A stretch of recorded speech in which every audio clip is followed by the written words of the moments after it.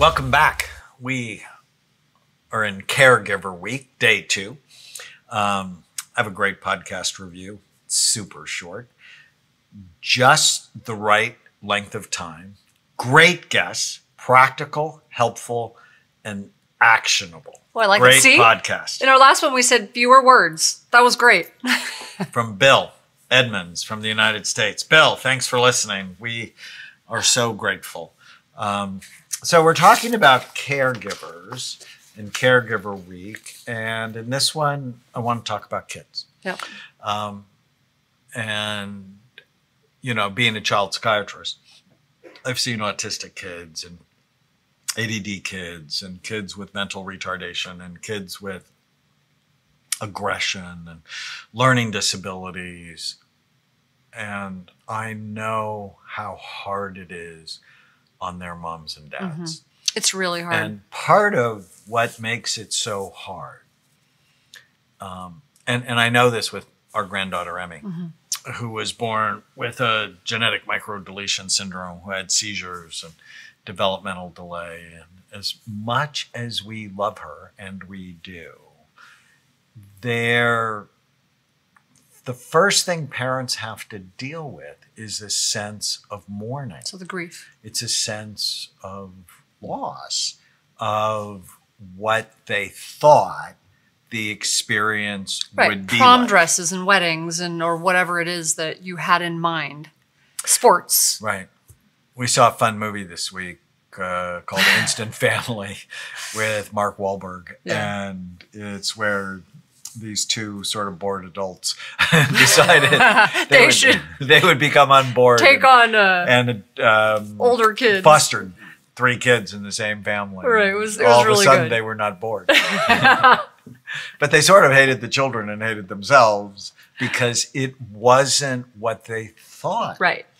And they had to learn a new normal. That was what I got out of it. It was they had to learn a new normal, and they had to learn how to optimize not just their skills, but the children's. So, and appreciate it. So for caregivers, know that grief is part of what you're dealing with. So one thing that I've noticed, I worked for a year with kids with cerebral palsy. And so that's a community where you get a lot of that, right? You see a lot of that. And we certainly, like you said, we've certainly seen a lot of that. But what I remember is, in addition to the grief, there is just a tremendous amount of guilt over feeling grief. So what I saw was that so many parents almost hated themselves because they had a different expectation. And it's like, why can't I just be happy with what I have? And why am I grieving this? And made them feel selfish. And that's not helpful either. And so they would feel this like push-pull because they did feel these feelings, but they hated themselves for feeling them. That's what I saw. So what would you say about that? I would say it's normal. It's common. And they need to do the work with that. And so I'm a terrible mom because I'm grieving what I feel like I should have or could have had with this child. And at every age, you grieve. Right. Right? So you grieve at kindergarten, you grieve like I know I should just be grateful. That doesn't stop. You grieve. I know I should just be grateful. I know I should just love this child for how they are, but I can't help but feeling sad, and I'm a bad mom because of that. Okay. I'm a bad mom. Is that true? Well, not always. I mean, obviously I take care of my child. Okay. Can you absolutely know that it's true? You're a bad mom. No, I do my best to care for my child, but I still feel bad. And how does that make you feel? When you believe the thought, I'm a bad mom.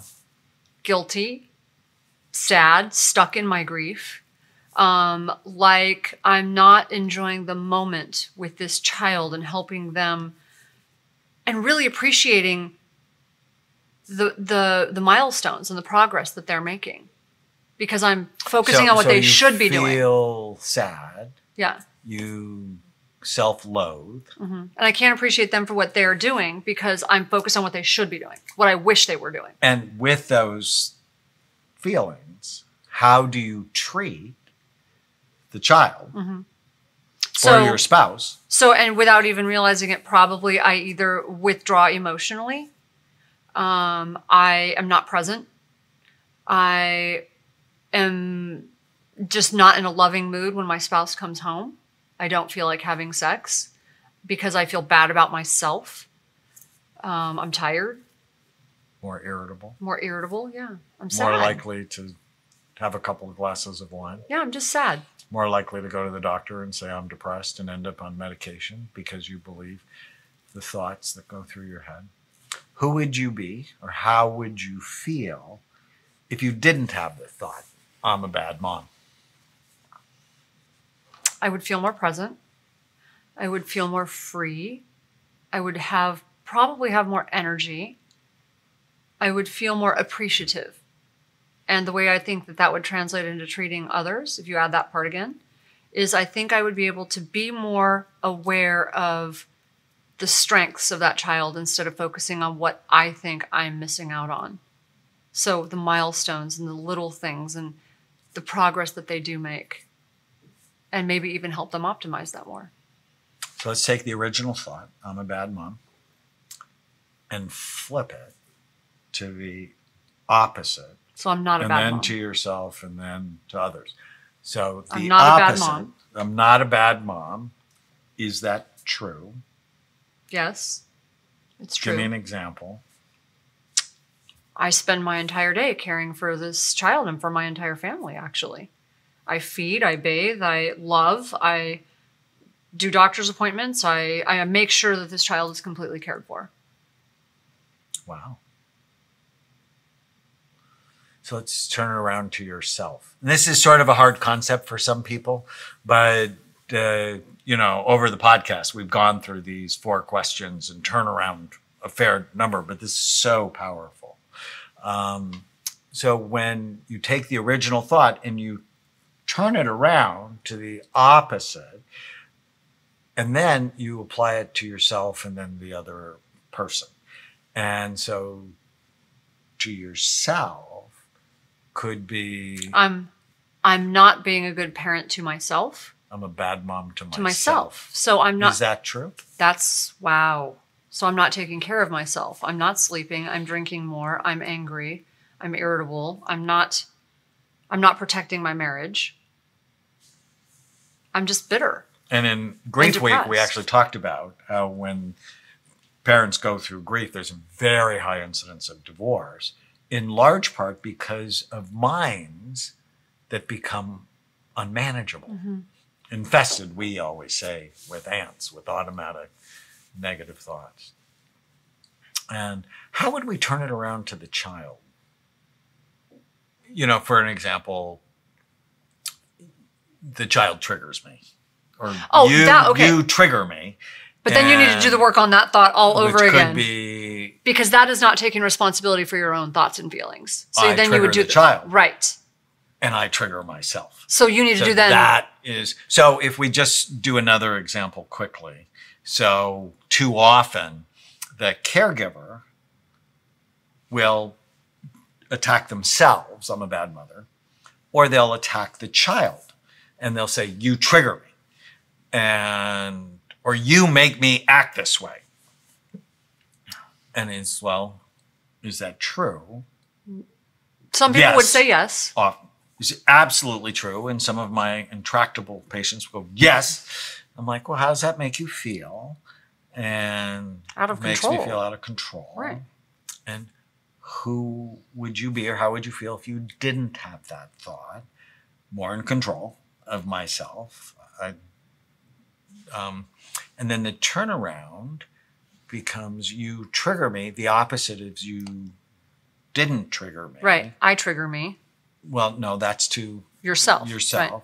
So just the opposite. You don't trigger me. And it's like, okay, well, in what situations are that true? And then they'll find all the ways their relationship is more positive. When you flip it to yourself, it's I trigger me. And then I allow you to trigger me. No, it's I trigger you. Oh, that's a good one too.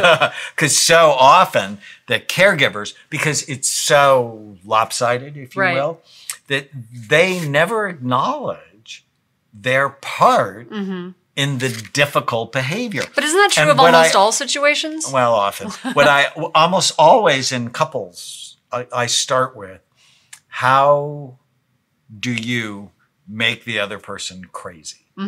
How do you make them mad? And they go, I don't. And I'm like, no, I want you to think about it.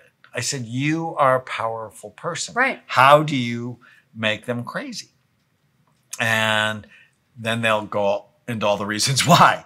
Just to say, you're a powerful person and you can today make things better, or you can today make things You want worse. to feel powerful, and the problem with not taking responsibility and saying someone else is triggering you is you then can't change it, especially if it's a child, right? You're supposed to be the parent. So if you take responsibility, you have a lot more power. So when we come back, we're going to talk about teenagers and young adults. Stay with us. If you're enjoying the Brain Warriors Way podcast, please don't forget to subscribe so you'll always know when there's a new episode. And while you're at it, feel free to give us a review or 5-star rating, as that helps others find the podcast.